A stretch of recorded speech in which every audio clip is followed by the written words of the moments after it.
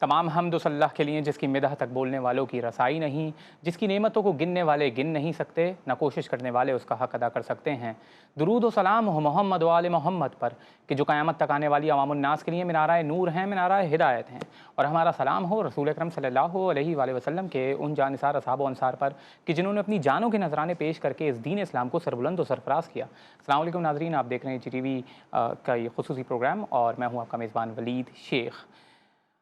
आज यकम मुहर्रमुल हराम है। वैसे तो अरब के कल्चर में जब भी कोई महीना आता था तो लोग चांद देखकर उसका इस्तकबाल किया करते थे, मगर जब कभी मुहर्रम का महीना आता था तो लोगों को आले रसूल के घरों से आने वाली गिरिए की आवाज़ों से ही पता चल जाता था कि मुहर्रम का चांद दिख गया है। मुहर्रम ये वो महीना है कि जिसको ख़ास तक़द्दुस वैसे भी पिछली कौमों में भी हासिल था और आज इस उम्मत मुस्लिमा उम्मत मुहम्मदी में भी एक ख़ास तक़द्दुस हासिल है। और ख़ास तौर पे इस दिन जब ख़ास तौर पे क्योंकि ये पूरा महीना ही इस तहरीक से वाबस्ता है, तो हमने आज ख़ास तौर पे ये प्रोग्राम अरेंज किया है कि जिसके अंदर हम ख़ास तौर पे फ़िक़ही सवालात और इससे रिलेटेड जो भी आपके सवालात होंगे वो भी हम प्रोग्राम के अंदर इंक्लूड करेंगे। हमारे साथ तमाम मकातिब फ़िक्र से उलमाए दीन मौजूद हैं और उनसे बात करने की जो कोशिश करेंगे, आपके सवालात लेंगे, उनसे जवाबात लेंगे। और ख़ास तौर पे एक दो इशूज़ भी जो अभी सामने आए हैं। आज यकम मुहर्रमुल हराम है और इसी महीने में एक इंतहाई अफसोसनाक वाक़या जो पेश आया है सवात में कि एक फ़ैमिली जो इस कदर वहाँ पर रिक्वेस्ट कर रही थी, वो फंस गई थी एक जगह पर। पानी आपको पता है बारिशों की वजह से वहाँ पर बहुत ज़लज़ला और सैलाब की सूरत हाल ऐसी बन गई है जिसकी वजह से वहाँ पर दरिया सवात में ऐसी प्रॉब्लम वहाँ पर आ गई थी और वहाँ पे एक फैमिली बीच उस पानी में फंस गई और वो रेस्क्यू के लिए सदाएं बुलंद करती रही। 1.5 घंटे तक वो वहाँ पर पुकारती रही अथॉरिटीज़ को, मगर अथॉरिटीज़ ने उनकी एक बात ना सुनी और वहाँ पर उनको रेस्क्यू करने के लिए पहुँचने में नाकाम रही। और यहाँ तक कि अब हम देख रहे हैं कि जब वो पूरे 18 के 18 मेंबर्स उस फैमिली के वहाँ पे जाँ बहक हो गए, शहीद हो गए, उसके बाद वहाँ पे रेस्क्यू टीम्स पहुँची हैं। तो इस कदर डिसअपॉइंटिंग रवैया है हमारी अथॉरिटीज़ का, इस कदर अनप्रोफेशनल एटीट्यूड है कि जिसकी जितनी ज़्यादा मजम्मत की जाए उतनी कम है। कि किस तरह से दिन दहाड़े लाइव ऑन कैमरा, यानी कैमरे के ऊपर वो सब के सब उन अथॉरिटीज़ को बार बार कॉल्स भी कर रहे थे, मगर उसके बावजूद वो अथॉरिटीज़ वहाँ पे आने में नाकाम हुई। तो ये हमारी ख़ास तौर पे इस प्रोग्राम से हम ये पैगाम देना चाहते हैं कि ये वो चीज़ है कि जिसके हवाले से अथॉरिटीज़ को और जो मुक़्तदर हल्के हैं उनको इसके ऊपर नज़रसानी करनी चाहिए और जो भी जिसकी भी गफलत इस साने में सबसे ज़्यादा है उसको कैफ़र किरदार तक भी पहुँचाना चाहिए। और ख़ास तौर पे चलते हैं उलमाए कराम के तारुफ़ की तरफ और जो भी सवालात आपके हैं वो भी प्रोग्राम में इंक्लूड करेंगे। हमारे साथ उलमाए दीन मौजूद हैं जो अपने अपने मकातिब में एक मकाम रखते हैं, एक हैसियत रखते हैं। सबसे पहले मेरे दाएं जाने मौजूद हैं मुल्क के नामवर इस्लामिक स्कॉलर, किसी भी तारुफ़ के मोहताज नहीं है, दलील से बात करते हैं, खूबसूरती से बात करते हैं, मौलाना उबैदुर रहमान रऊफ़ी साहब। अस्सलाम वालेकुम। वालेकुम सलाम। मिजाज है अल्हम्दुलिल्लाह। और फिर हमारे साथ मौजूद हैं मुल्क के मारूफ आलमीन और इंतहाई खूबसूरत दलील और इस्तदलाल से गुफ्तगू करते हैं जनाब मौलाना हसन रज़ा नकवी साहब। अस्सलाम वालेकुम। वालेकुम अस्सलाम। मिजाज है मौलाना साहब, सबसे पहले ये इवेंट हुआ है एक सवात में जिसके अंदर अथॉरिटीज़ ने जो आपके सामने किस तरीके का रवैया किया और 18 के 18 मेंबर्स जो है वो जाबाहक हो गए हैं, आपका क्या रिस्पॉन्स है इसके ऊपर? बिस्मिल्लाहिर्रहमानिर्रहीम। इसमें इस हवाले से मैं 2-3 बातें जिक्र करना चाहता हूँ, 2-3 पॉइंट्स। सबसे पहला पॉइंट तो ये है कि अगर कोई आदमी जो है वो सबसे पहली बात तो ये है कि इस तरह की तफरीह और इस तरह की इन्जॉयमेंट ये इंसान का हक़ है।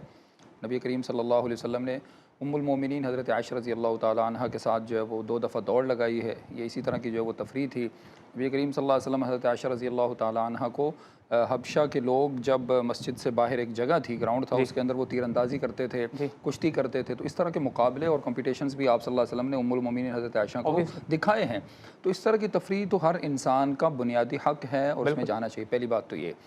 दूसरी बात जो आपने अभी वाक़या कोट किया है वो ये कि अगर कोई आदमी इस तरह तफरीह पे गया है समुंदर वगैरह पे, दरिया वगैरह पे, और वो थोड़ा आगे वो ये समझता है कि मैं सेफ़ जगह पे खड़ा हुआ हूँ और उसके अंदर कोई गलती नहीं थी और फिर वो डूब गया है, तो ये मौत तो शहादत की है। बुखारी की रिवायत के अंदर नबी करीम सल्लल्लाहु अलैहि वसल्लम ने शुहदा की मुख्तलिफ़ किस्में बताई हैं, 8-10। उनमें से एक शहीद अलगरीक शहीदुन, जो पानी के अंदर डूब जाए तो वो भी शहीद है। तो अगर इन लोगों की कोई गलती नहीं थी, जानबूझ कर ये वो ऐसे पॉइंट पे नहीं गए कि जहाँ डूबने के चांस ज़्यादा थे, तो ये इंशाल्लाह शहीद हैं और अल्लाह तबारक तआला इनको अजर देंगे। दूसरा मेरा पॉइंट ये।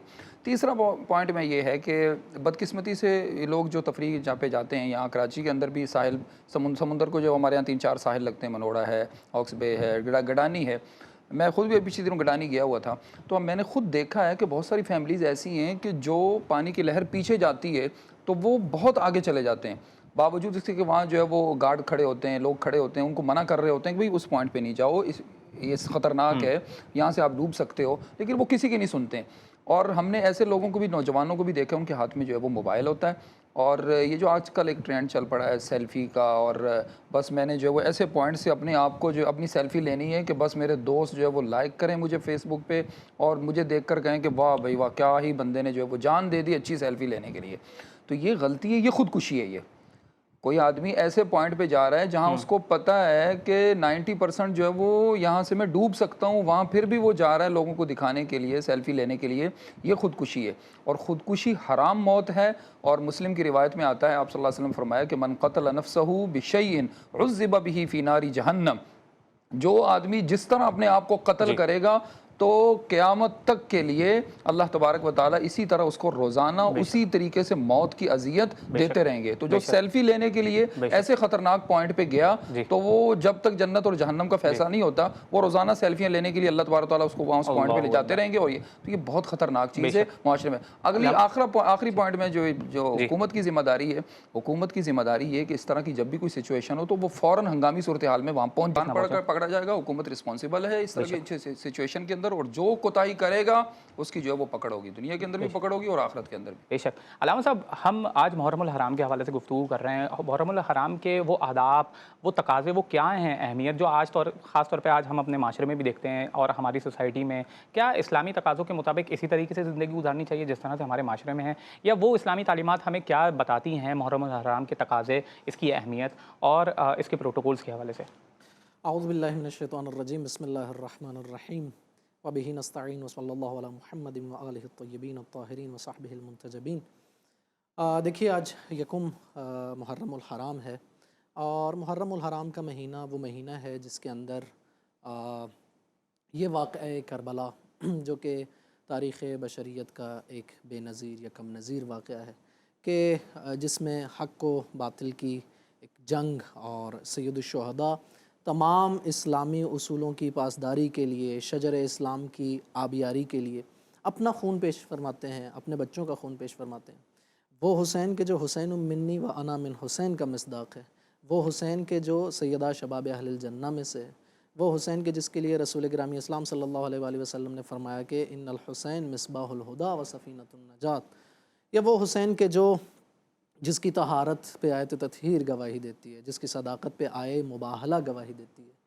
اتنی عظیم قربانی ہے کہ قرآن جس کو وفدیناہ بذبح عظیم کہتا ہے، ان ایام کو یاد رکھنا، ان کو ایک خاص طریقے سے منانا، خود قرآن، خود پیغمبر گرامی اسلام صلی اللہ علیہ وآلہ وسلم کے فرامین، اور پھر اہل بیت اطہار علیہم الصلاۃ والسلام اور صحابہ کا یہ طریقہ رہا ہے، اور امت نے طول تاریخ میں سید الشہداء کی یاد کو زندہ رکھا ہے۔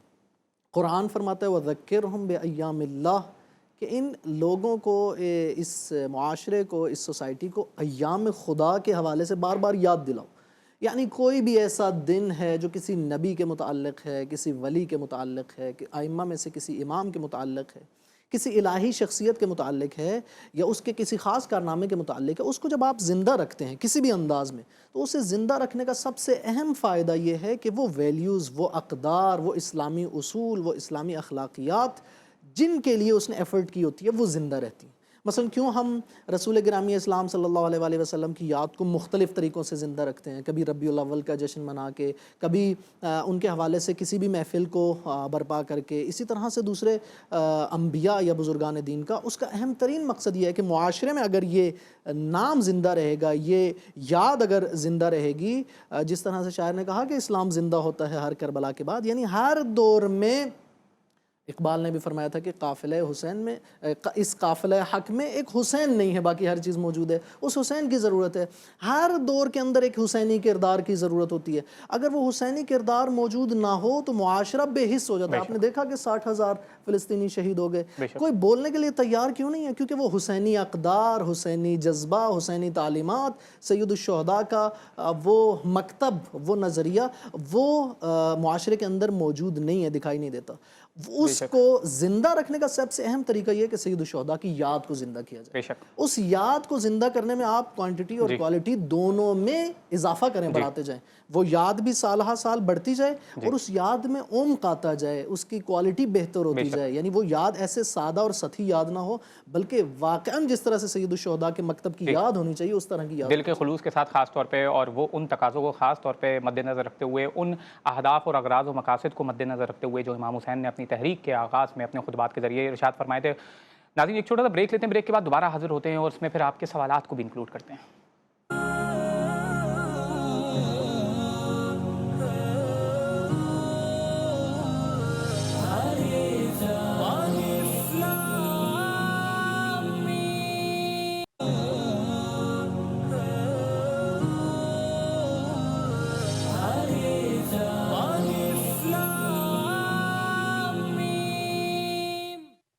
السلام علیکم ناظرین, پروگرام میں ایک بار پھر خوش آمدید. آج ہم خاص طور پہ محرم الحرام کے, اور خاص طور پہ واقعہ کربلا آپ کو پتہ ہے منسوب ہے محرم الحرام سے, اور یہ وہ مہینہ ہے کہ جس میں ہم امام حسین علیہ السلام کی یاد کو تازہ کرتے ہیں, اور اس کے تقاضوں, اس کی اہمیت, ان کے پروٹوکولز کے حوالے سے آج گفتگو کر رہے ہیں, اور خاص طور پہ آپ کے سوالات کو بھی انکلوڈ کریں گے. ایک سوال جو ہمارے ساتھ واٹس ایپ پہ آیا ہے, بہت اہم سوال ہے, آج کل ایشو بھی چل رہا ہے مولانا صاحب سوشل میڈیا کے اوپر. یہ عائشہ آپا جو ایک ٹی وی ایکٹریس تھیں اور اچھا کردار ان کا رہا ہے, کافی اچھے رولز بھی انہوں نے پلے کیے ہیں, مگر اس میں ان کی جس طریقے سے وفات ہوئی ہے وہ انتہائی یعنی افسوسناک طریقے سے ہوئی ہے, اور جو ڈیٹیل سامنے آئی ہیں کہ وہ ایک ہفتے تک ان کی لاش جو ہے ان کے فلیٹ میں پڑی رہی, لوگوں نے بدبو یعنی اتنی وہ تعفن کی وجہ سے پھر کالز وغیرہ کی ہیں.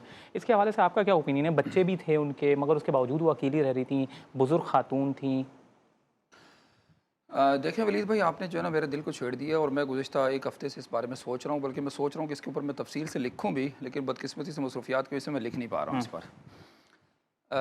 معذرت کے ساتھ تمام والدین سے, میں والدین کی خدمت میں جو ہے وہ گزارشات کرنا چاہتا ہوں. اور آج تک تو ہم نے یہ تو سنا ہے کہ والدین کے بڑے حقوق ہیں. بے شک قرآن بھرا پڑا ہے, وَقَضَىٰ رَبُّكَ أَلَّا تَعْبُدُوا إِلَّا إِيَّاهُ وَبِالْوَالِدَيْنِ إِحْسَانًا, اور فرمایا کہ ہما جنتک و نارک, تمہارے والدین تمہاری جنت ہیں, تمہارے جہنم ہیں. اور یعنی قرآن حدیث میں بہت ساری تعلیم, بلکہ میں آپ کو آگے جانے سے پہلے ایک لطیفہ سناتا ہوں. آج سے 15-20 سال پہلے میں ساہیوال کے اندر ایک گریڈ اسٹیشن ہے, وہاں قرآن سناتا تھا. تو صبح میں درس قرآن دیتا تھا, تو وَقَضَىٰ رَبُّكَ أَلَّا تَعْبُدُوا, میں نے ان آیات کی روشنی میں ایک دھواں دار تقریر کی کہ بھئی والدین کے یہ حقوق ہیں, یہ حقوق ہیں, یہ حقوق ہیں. تو اس وقت سینئر آفیسر تھے وہاں گریڈ اسٹیشن کے, احسان صاحب, پتہ نہیں اب زندہ ہے یا فوت ہو گئے ہیں, شاید وہ سن رہے ہیں. تو وہ میرے پاس آئے اور کہا کہ مفتی صاحب کان تھک گئے سن کے, والدین کے یہ حقوق ہیں, یہ حقوق ہیں, یہ بتاؤ کہ قرآن اور حدیث میں کہیں اولاد کے بھی حقوق آئے ہیں یا نہیں ہیں. میں نے کہا یار بہت جلے ہوئے نظر آ رہے ہو, خیر تو ہے. کہا کہ اگر میں آپ کو اپنے والدین کا سلوک اور والدین کا رویہ اور ان کی وحشیت اور ان کی درندگی اور ان کی حسد اور ان کا رقابت اور ان کا جو ہے وہ وحشیانہ سلوک میری اور میری بیوی کے ساتھ میں آپ کو بتاؤں نا, تو آپ جو ہے وہ, تو میں ہنس پڑا اور میں نے کہا کہ یار قرآن کے اندر تو اولاد کے بھی بہت سارے حقوق ہیں, سورۃ لقمان کا پورا رکوع اس کے بارے میں ہے اور بہت ساری آیات اس میں. تو کہا کہ وہ مولوی سناتے کیوں نہیں ممبروں کے اوپر, ان والدین کو سمجھاتے کیوں نہیں. یہ اب میں آتا ہوں عائشہ آپا کے جو ہے وہ اسٹوری کی طرف. دیکھیں جیسے میں نے بتا دی, اس میں کوئی شک نہیں کہ والدین کے بہت حقوق ہیں, لیکن میں آپ کے سامنے ایک نیا پوائنٹ جو ہے وہ آپ ریز کرنا چاہتا ہوں. والدین کو والدین بن کے دکھانا چاہیے. کیا مطلب ہے؟ والدین, میں دوبارہ ریپیٹ کرتا ہوں, والدین کو والدین بن کے دکھانا چاہیے. سورۃ یوسف پوری کی پوری اس بارے میں. دنیا کے اندر کسی اولاد نے اتنا اپنے والدین کو نہیں ستایا جتنا کہ یعقوب علیہ السلام کی اولاد نے ان کو ستایا ہے. 40 سال تک رلایا. وَابْيَضَّتْ عَيْنَاهُ مِنَ الْحُزْنِ فَهُوَ كَظِيمٌ, آنکھیں سفید ہو گئیں, خون آنے لگا آنکھوں سے.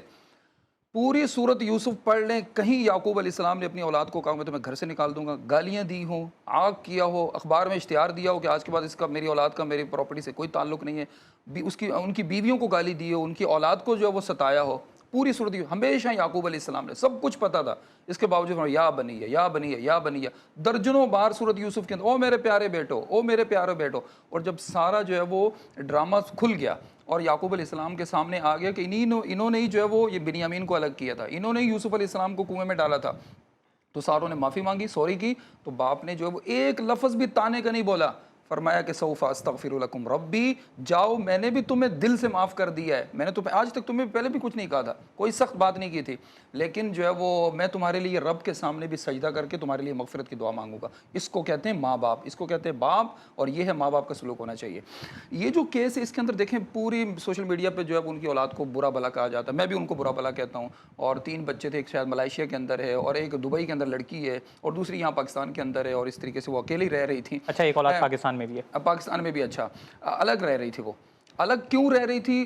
ہم تو بلیم کر رہے ہیں ان کی جو ہے وہ اولاد کو کہ انہوں نے اکیلے چھوڑ دیا، لیکن جو ان کی میں نے آڈیو کچھ کال جو ہے وہ سوشل میڈیا پہ موجود ہے، اس کے مطابق انہوں نے خود کہا ہے کہ میری اولاد مجھے کہتی تھی کہ دبئی آ جاؤ، سنگاپور آ جاؤ، لیکن میں نہیں جاتی تھی، میں جو ہے وہ میرا اپنا مائنڈ ہے، میرا اپنا ذہن ہے، میں اس ذہن کے مطابق اکیلے رہنا چاہتی ہوں۔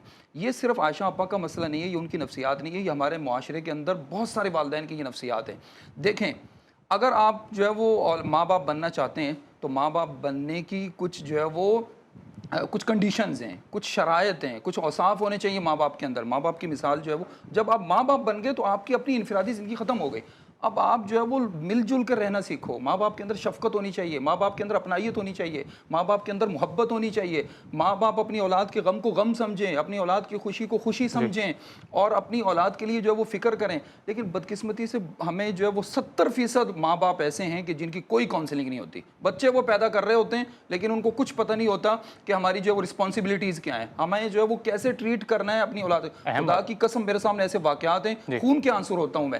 ابھی جو ہے وہ حالیہ 2 مہینوں کے اندر 2 کیسز آئے ہیں۔ میری گھر کے ساتھ مسجد ہے، میری مسجد کے ساتھ فیکٹری ہے، اس کے مینیجر میرے پاس ایک دفعہ آیا، آپ میری بات مجھے 5 منٹ آپ دیں تاکہ میں اپنا پوائنٹ جو ہے وہ صحیح ایکسپلین کر سکوں۔ میرے پاس آیا، کہا مجھ سے میرا نکاح پڑھا دو۔ میں نے کہا کیا مسئلہ ہے؟ کہا میری منگنی ہو گئی، والدہ نے کی ہے منگنی کے بعد میری والدہ بار بار اب وہاں جاتی ہے اور روزانہ آ کر رات کو تقریریں شروع کر دیتی ہے، تمہاری بیوی نے جو وہ چائے کا کپ ایسے رکھا ہے، ایسے رکھا ہے، ایسے رکھا ہے، اور اب مجھے ڈر لگ رہا ہے کہ ہم محبت کرتے ہیں دونوں، اور جو ہے وہ مجھے خطرہ ہے کہ میری والدہ مجھے جو ہے وہ اشاروں سے کہہ رہی ہے کہ توڑ دو منگنی کو، تو آپ ایسا کریں جلدی میرا نکاح پڑھا دیں تاکہ، اور پھر میری والدہ بن جائے گی۔ میں نے کبھی اپنی والدہ کو لے آؤ نکاح کے اندر، ایسا نہ ہو کل تمہارے لیے پرابلم کھڑی کرو۔ نہیں مفتی صاحب آپ نکاح پڑھا دو، انشاءاللہ سب صحیح ہو جائے گا۔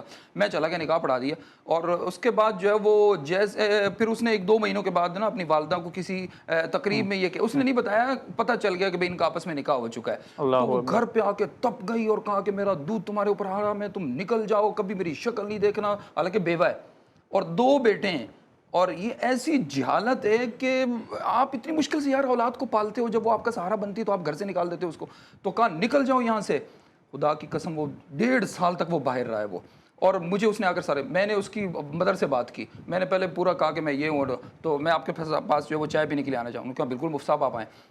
اچھا، پھر مجھ سے انہوں نے پوچھا آپ کس سلسلے میں آنا چاہیے؟ میں نے کہا میں جو ہے وہ بندے نام لیا اس بچے کا، احمد کا، میں نے اس کے سلسلے میں کہا مفتی نے بالکل نہیں آیا، میں اس سلسلے میں کوئی بات ہی نہیں کرنا چاہتی ہوں، یہ میری نظروں میں مر گیا ہے، میں اس کی شکل نہیں دیکھنا چاہتی ہوں۔ آج 2 سال ہو گئے وہ یہاں کلفٹن کے اندر ایک اپارٹمنٹ میں رہ رہا ہے، ایک اس کا بیٹا ہو گیا، آج تک اس کی ماں نہ اس کے بیٹے کی شکل دیکھنے کے لیے آئی ہے نہ کبھی، صرف کیا کہ اس نے جو اپنی مرضی سے شادی کر لی۔ یہی ایک کیس جو ہے میں ایک بڑی یونیورسٹی کے اندر پڑھاتا ہوں، میرا بچہ ہے اور 80 لاکھ روپے اس کے باپ نے اس کے اوپر لگایا ہے، صرف اس نے اپنی مرضی کی شادی کی ہے، اور ابھی 6 مہینے سے وہ میرے ساتھ رابطے میں تھا۔ ابھی اس کو پچھلے دنوں جو وہ بیٹا ہوا ہے تو ماں باپ جو ہے وہ شکل دیکھنے کے لیے نہیں گئے اس کے، اور وہ رو رہا تھا۔ اس کی بیوی سے میری باتیں ہوئی، اس کی بیوی نے کہا کہ سر یہ صبح شام کو لے کے بیٹھ جاتے ہیں ہر روز ہی، اور جو ہے وہ گالیاں دیتے ہیں مجھے، اور جو ہے وہ مجھے کہتے ہیں کہ تم جو باہر ہوٹلنگ کرنے کے لیے کیوں گئے ہو، یہ کب جو ہے وہ تمہاری بیوی اندر سوئی رہتی ہے، یہ کب یہاں کیوں پڑے ہوئے ہیں، کام کروں پھر بری ہوں، کام نہ کروں پھر بری ہوں۔ خدا کے لیے ان والدین نے اذیت بنائی ہوئی ہے۔ آخری بات میں آپ کے سامنے ذکر کرنا چاہتا ہوں وہ یہ کہ ترمذی کی روایت کے اندر ہے،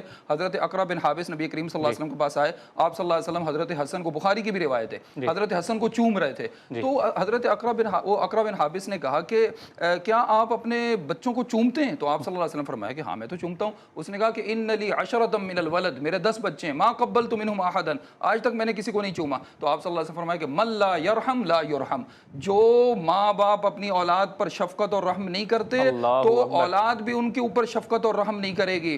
تو اگر اندر جو ہے وہ آپ چاہتے ہیں کہ آپ میں آپ کو کہنا چاہتا ہوں بہت ساری بچے ایسے ہیں بیٹے اور بیٹیاں جو اپنی جنت ماں باپ کی خدمت کر کے کمانا چاہتے ہیں لیکن بدقسمتی سے ماں باپ کے منہ کے اندر جو ہے وہ کینچیاں رکھی ہوئی ہیں, چھریاں رکھی ہوئی ہیں, وہ کاٹتے ہیں اپنے ماں باپ کو اور اولاد جو ہے وہ پھر بھاگتی ہے. اور یہ تو انبیاء نبی کے بارے میں, لو كنت فظا غلیظ القلب, اللہ آپ صلی اللہ علیہ وسلم کو کہہ رہے ہیں کہ اگر آپ زبان کے سخت ہوتے تو یہ سارے صحابہ جو آپ کے اوپر جان دیتے سب چھوڑ کے چلے جاتے. بہت اہم پوائنٹ ہے علامہ صاحب. میں اسی بات کو آگے بڑھانا چاہتا ہوں کہ ہمارے پاس یہ کیونکہ یہ ایک میجر ایشو ہے عائشہ آپا کا بھی جو مسئلہ ہے, اور علامہ صاحب بھی جس طریقے سے واقعات بتا رہے ہیں ایسے واقعات ہمارے معاشرے میں بہت زیادہ ہوتے آئے ہیں. تو کیا والدین کے بچوں کے بھی کچھ حقوق ہیں جس کے حوالے سے والدین کو ایجوکیٹ کرنے کی ضرورت ہے؟ جس طرح سے مفتی صاحب نے فرمایا بالکل اسی طرح سے ہے. جس طرح سے والدین کے حقوق ہیں اسی طرح سے بچوں کے اور اولاد کے حقوق ہیں. جس طرح سے زوجہ کے حقوق ہیں اسی طرح سے شوہر کے حقوق ہیں. یعنی ہر شخص کے حقوق ہیں. لیکن ہمارے معاشرے کا مسئلہ یہ ہے, واضح ہے کہ جو تاکید اور جو زور والدین کے حقوق پر اور ان کے احترام پر دیا گیا ہے وہ ہمیں کسی اور جگہ پر نہیں ملتا. خداوند متعال نے اپنی عبادت کے ساتھ والدین کے احترام کو ذکر کیا, وَقَضَىٰ رَبُّكَ أَلَّا تَعْبُدُوا إِلَّا إِيَّاهُ وَبِالْوَالِدَيْنِ إِحْسَانًا, کہ یہ دو فیصلے ہیں کہ ایک خداوند متعال کی صرف عبادت کرو, دوسرا اپنے والدین پر احسان کرو.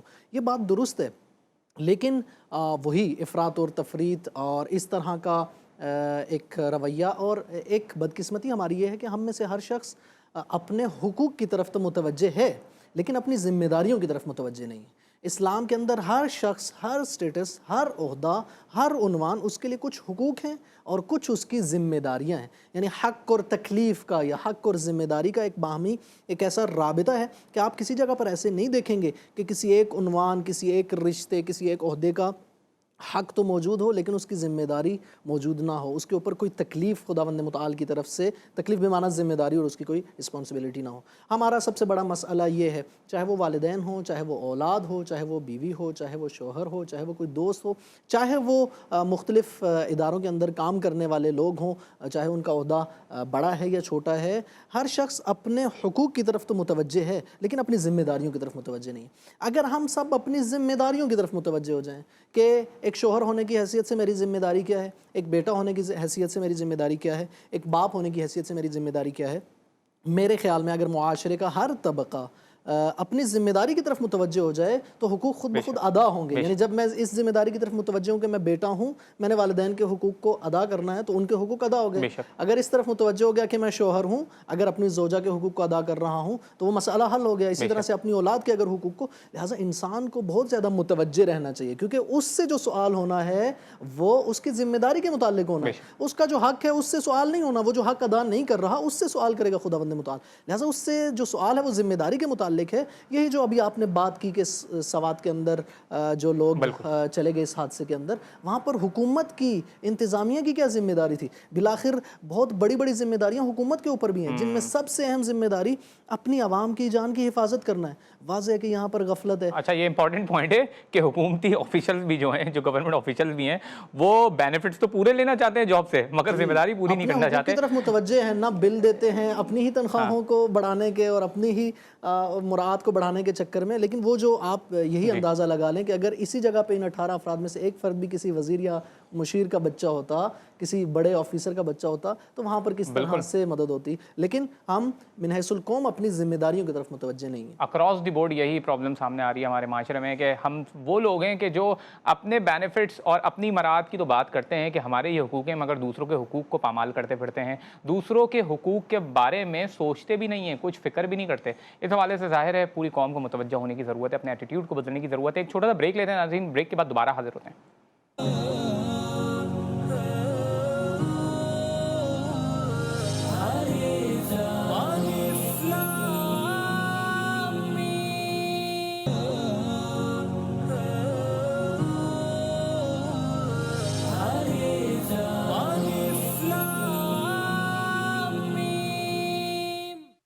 السلام علیکم ناظرین, پروگرام میں ایک بار پھر خوش آمدید. اب وہ ہمارا سیگمنٹ اسٹارٹ ہوتا ہے جس میں ہم آپ کے سوالات بھی انکلوڈ کر رہے ہیں. آپ کی اسکرین پر ہمارے لائیو کالز کے نمبرز آ رہے ہیں, آپ ہمارے فون کر کے ہمارے پروگرام میں شامل ہو سکتے ہیں, اپنے سوالات پوچھ سکتے ہیں. علماء دین سے آپ کے سوالات پوچھوائیں گے, ان کے جوابات بھی دلوائیں گے اور کوشش کریں گے کہ زیادہ سے زیادہ سوالات انکلوڈ کر سکیں. چلتے ہیں سوالات کی طرف. ہمارے ساتھ ایک لائیو کالر موجود ہیں. السلام علیکم. السلام علیکم سر. وعلیکم السلام. سر میں یہ پوچھنا تھا, آپ کی آواز صحیح نہیں آ رہی ہے. ہمارا حصہ نہیں دے رہا.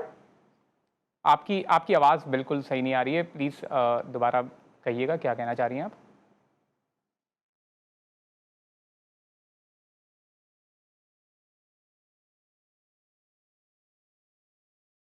یعنی میرے خیال سے جو میں سمجھ پایا ہوں وہ یہ کہ رشتہ یہ بھیجنا چاہ رہی تھی، وہاں سے رشتہ نہیں آ پا رہا ہے، تو کیا یعنی ایکسیپٹ نہیں ہو پا رہا ہے، انہوں نے رشتہ بھیجا تھا وہاں سے ایکسیپٹ نہیں ہو پا رہا ہے، تو اس کے لیے کوئی ٹوٹکا، کوئی اسلامی ایسا وظیفہ وغیرہ کوئی چیز ایسی مولانا صاحب؟ جہاں سے ایکسیپٹ نہیں ہو رہا تو وہاں تو آپ کو کرنا ہی نہیں چاہیے. اچھا. وہ ایکسیپٹ نہیں کر رہے، آپ پھر بھی جو ان کے پیچھے لگو گے تو کل آپ کی ویلیو وہاں پر کیا ہوگی. پہلی بات تو یہ. دوسری بات یہ ہے کہ اگر آپ وہیں کرنا چاہتی ہیں تو اس کے لیے تو حدیث میں آتا ہے، آپ صلی اللہ علیہ وسلم نے فرمایا ترمذی کی روایت میں، ثلاثۃ حق علی اللہ عونہم، 3 لوگ ایسے ہیں کہ جن کی مدد اللہ کے اوپر لازم ہے. جی. 3 لوگ ایسے ہیں جن کی مدد اللہ کے اوپر لازم ہے. باقی 2 لوگوں کا ذکر تو نہیں کرتے. ان میں سے پہلے نمبر پر جو آپ صلی اللہ علیہ وسلم فرمایا، الناکح الذی یرید العفاف، یعنی وہ شادی کا خواہش مند کہ جو پاک دامنی چاہتا ہے اور اس کے لیے وہ اللہ تبارک و تعالیٰ سے مانگتا ہے کہ یا اللہ فلاں جگہ جو ہے وہ میرا رشتہ کروا دے، لڑکا ہو یا لڑکی ہو. تو حدیث میں آتا ہے حق علی اللہ عونہم، اللہ کے اوپر ان کی مدد لازم ہے. تو میں آپ کو یہ مشورہ دوں گا کہ آپ صبح جو ہے وہ 4 بجے اٹھیں تہجد کے اندر اور 8-10 رکعتیں خشوع اور خضوع سے پڑھیں اور اس کے بعد اللہ کے سامنے ہاتھ پھیلائیں، 2 آنسو گرائیں اور کہیں کہ یا اللہ جس کو میں پسند کرتا ہوں یا جس کو پسند کرتی ہوں اس کے دل کو میری طرف متوجہ کر دے. تو انشاءاللہ آپ 10-12 دن جو ہے وہ اس طرح تہجد کی پابندی کریں، اس کے بعد 2 آنسو گرائیں ضرور. میرے خیال میں تو آپ کا یہ پھر رشتہ جو ہے وہ ریجیکٹ نہیں. ویسے میں آپ کو مشورہ یہ دوں گا کہ اگر وہ نہیں ایکسیپٹ کر رہے تو آپ کوئی دوسرا تلاش کریں. اچھا علامہ صاحب، ایک اور سوال ہمارے ساتھ واٹس ایپ پہ یہ بھی آیا ہے کہ کیونکہ محرم الحرام ہے، اس سے ظاہر ہے اس سے متعلق بھی لوگوں نے سوال کیا کہ کیا امام حسین علیہ السلام کی جو شہادت ہے وہ تقدیر میں لکھی جا چکی تھی کیونکہ وہ پیشن گوئیاں بھی پہلے ہو چکی تھیں، یا یہ یزید کے ظلم کے باعث ایسا ہوا ہے؟ دیکھیے، اس سوال کے حوالے سے جو بحث اور اس کا جواب ہے وہ بہت ڈیٹیل میں اور تفصیلی ہے. مختصر جو بھی اس کے اندر علم کلام کی بہت ساری اساسی اور بنیادی بحثیں موجود ہیں. وہ یہ کہ انسان جو ہے وہ مجبور ہے اپنے افعال پہ یا خود مختار ہے. تاریخ اسلام کے اندر مختلف اس حوالے سے نظریات بھی رہے، جبر کا نظریہ اور اسی طرح سے تفویض کا نظریہ. بعض ایسے گروہ اٹھے جنہوں نے کہا کہ انسان مکمل طور پر 100% جو ہے وہ مجبور ہے. بعض نے کہا کہ 100% مختار ہے اور خداوند متعال کو اس انسان کے افعال کے اندر کوئی مداخلت کا حق حاصل نہیں ہے. ائمہ اہل بیت علیہم الصلوۃ والسلام سے جب پوچھا گیا، امام محمد باقر علیہ السلام سے، امام جعفر صادق علیہ الصلوۃ والسلام سے، تو آپ نے فرمایا کہ لا جبر ولا تفویض بل الامر بین الامرین. نہ ہم جبر کے قائل ہیں کہ انسان 100% مجبور ہے، نہ ہم تفویض کے قائل ہیں کہ خداوند متعال نے سپرد کر دی معاملات انسان کے اور خداوند متعال کوئی مداخلت نہیں کرتا. ایسا نہیں ہے. دیکھیے، ہم یہ کہتے ہیں کہ انسان خود مختار ہے. اگر انسان مختار نہ ہو تو پھر نیکی کرنے والے کو جزا اور گناہ کرنے والے کو، فساد کرنے والے کو سزا دینا عدل کے اور عدالت کے خلاف ہے، خداوند متعال کے عدل کے خلاف ہے. لہٰذا یزید نے جو کچھ کیا ہے یا اس کی فوج نے جو کچھ کیا ہے وہ اپنے مکمل اختیار سے کیا ہے. اگر آپ یہ کہیں کہ چونکہ تقدیر میں لکھا تھا، تقدیر میں لکھے ہونے کا ایک اور مطلب ہے. تقدیر میں لکھے ہونے کا مطلب یہ ہے کہ خداوند متعال کے علم ازلی کے اندر، اس لوح محفوظ کے اندر خداوند متعال جانتا ہے، کیونکہ وہ عالم ما کان و ما یکون ہے، وہ ماضی اور مستقبل کے تمام معاملات کو جانتا ہے. لہٰذا اس سے کوئی چیز ڈکی چھپی نہیں ہے. لہٰذا تقدیر میں لکھے ہونے کا یہ مطلب ہے. لیکن تقدیر میں لکھے ہونے کا یعنی ہم یہ کہتے ہیں کہ تقدیر میں لکھا ہوا ہے، ہم یہ کہتے ہیں کہ خداوند متعال جانتا ہے، ہم یہ بھی کہتے ہیں کہ خود پیغمبر گرامی اسلام صلی اللہ علیہ وسلم نے اس کے بارے میں خود سے خبر دے دی تھی، جو شیعہ سنی کتابوں کے اندر موجود ہے، احادیث کے اندر موجود ہے. لیکن اس کا مطلب یہ نہیں ہے کہ وہ جو قاتل ہے، وہ جو ظالم ہے، وہ مجبور ہے یہ فعل کرنے پر. نہیں، وہ اپنے اختیار کے ساتھ یہ فعل انجام دے رہا ہے. تقدیر میں بھی موجود ہے اور یہ اپنے اختیار کے ساتھ یہ فعل انجام دے رہا ہے. اور اس نے جو یہ ظلم عظیم کیا ہے، اس قاتل نے یا اس ظالم نے، اس کی سزا بھی خدا، یعنی دونوں میں کوئی کانٹرڈکشن نہیں ہے، دونوں ایک ہی جگہ پر. ٹھیک ہے. اگر جہاں تقدیر بھی حضرت حسین کی شہادت لکھی ہو تو وہاں یہ بھی لکھا ہوا ہے کہ جو ان کو شہید کرنے والے وہ بھاڑ میں جائیں گے، جہنم میں جائیں گے. تو دونوں بہت عمدہ. امام حسین علیہ السلام نے اپنے جو مقاصد اور اغراض و مقاصد جو بیان کیے اپنے خطبات میں، ان کے نظر میں یہ تمام چیزیں واضح تھیں کہ کس طرح سے جو تاریخی پس منظر تھا ان کی نظر میں، جس طرح سے سنتوں کی پامالی کی جا رہی تھی اور حلال کو حرام کیا جا رہا تھا، حرام کو حلال کیا جا رہا تھا. یہ وہ ساری چیزیں تھیں جس کی وجہ سے امام حسین اپنا یہ फरीदा समझते थे कि ये उनके ऊपर सबसे ज़्यादा हक है कि वो सबसे पहले इस जुल्म सितम के ख़िलाफ़ एक तहरीक बर्पा करें। और उन्होंने तहरीक के मकासद भी बिल्कुल वाज़ेह बयान किए कि वो उम्मत की इस्लाह चाहते हैं। यानी एक वसी तरीन मुहिम थी इमाम हुसैन की, और उसके अगराज़ व मकासद, उसका पस मंज़र भी एक वसी तरीन था। सिर्फ और सिर्फ ये नहीं था कि सिर्फ और सिर्फ एक शख्स है, बल्कि पूरे के पूरे निज़ाम के ऊपर उनकी नज़र थी, कि जिसकी वजह से उन्होंने फिर अपनी एक तहरीक का आगाज़ किया। और ये समझते थे कि जिसके नतीजे में वो उम्मत की इस्लाह कर सकेंगे, अमर बिल मारूफ व नही अनिल मुनकर का इजरा कर सकेंगे और सुन्नतों का अहिया कर सकेंगे। नाज़रीन, फिर किसी नए मौजू के साथ आपके सामने हाजिर होंगे। तब तक के लिए अपने मेज़बान वली शेख को दीजिए इजाज़त।